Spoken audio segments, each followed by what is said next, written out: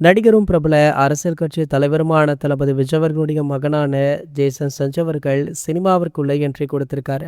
இவருடைய முதல் படமான சிக்மா படப்பிடிப்பை சமீபத்துல தான் முடிச்சாரு. அதனை ஒட்டி பாத்தீங்கன்னா படக்குழு புகைப்படங்கள் வீடியோக்களை வெளியிட்டு அதனை உறுதி பண்ணாங்க.